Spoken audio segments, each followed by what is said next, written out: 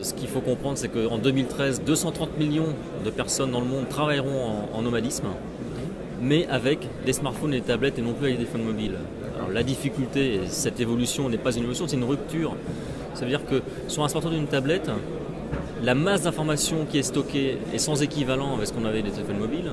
Et surtout, ces informations, elles sont manipulées dans tout un tas d'environnements très différents. On ne fait pas seulement de l'email, on fait aussi du web, on fait aussi du chat, on fait aussi du SMS, de la phonie, on visionne des documents, etc. Et l'autre difficulté, c'est que de plus en plus, les gens ne veulent plus avoir un device personnel et un device professionnel. Donc aujourd'hui, un seul device pour les deux. Un cauchemar pour les RSSI.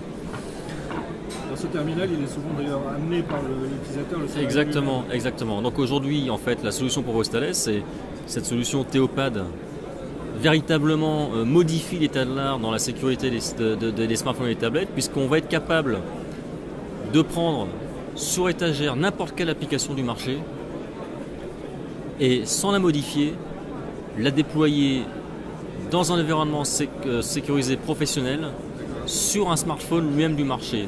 Pas d'adhérence sur le matériel, pas d'adhérence sur l'application. Et c'est ça qui aujourd'hui est unique sur le marché mondial. Que c'est une forme de virtualisation en quelque sorte ? À terme, si vous voulez, effectivement, le collaborateur aura sur sa plateforme, sur son smartphone ou sa tablette, un petit peu comme deux téléphones, un personnel, un professionnel, complètement étanches. Il continuera à faire ce qu'il veut avec son téléphone personnel. Par contre, son employeur lui aura mis à disposition un environnement professionnel complètement maîtrisé pour pouvoir manipuler l'information sensible de l'entreprise. Et ça de façon complètement étanche entre les deux mondes. Est-ce qu'on peut voir à quoi ça ressemble ? Tout à fait. Une fois que vous avez manipulé Théopad, installé Théopad, en fait, vous êtes sur le smartphone. Et donc, sur le bureau personnel, comme ça, sur le bureau personnel du collaborateur. Et donc, quand vous allez aller dans les applications, vous allez tomber sur l'icône Théopad.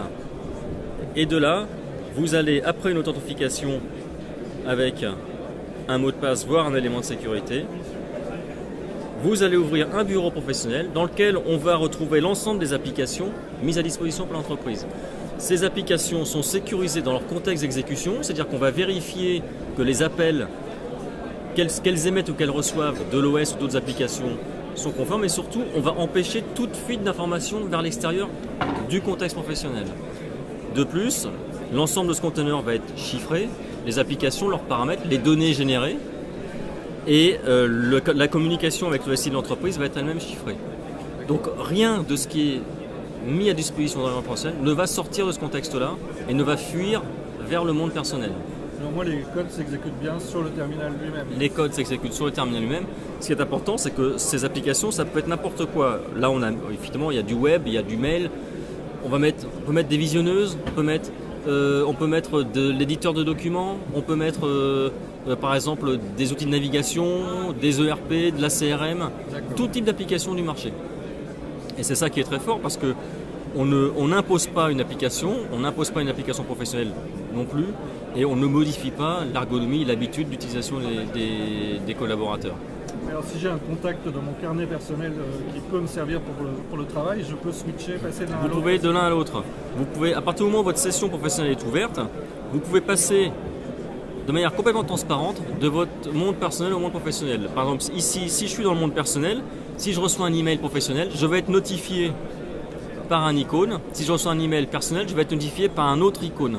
Et je vais pouvoir basculer de l'un à l'autre uniquement en passant par les menus habituels du téléphone. Alors là, on est sur un environnement Android, oui, c'est bien ça. Oui. Est-ce qu'il y a d'autres OS qui sont prévus ? Alors effectivement, nous sommes en train de travailler sur d'autres OS pour étendre la solution à l'iPhone, à BlackBerry ou Windows dans les mois qui viennent. Quelle a été la plus grande difficulté soulevée par ce développement ? La plus grande difficulté soulevée par ce développement, c'est de dire pas d'adhérence au terminal, pas d'adhérence à l'application. Ça, c'est unique au monde. Aujourd'hui, quand on veut sécuriser un smartphone, soit les gens vous imposent un modèle de terminal, soit ils vous imposent des applications, voire les deux. Mais jamais quelqu'un aujourd'hui n'avait réussi à proposer une solution de sécurité qui laisse le libre choix du terminal et le libre choix des applications. Et ce procédé, forcément, est breveté.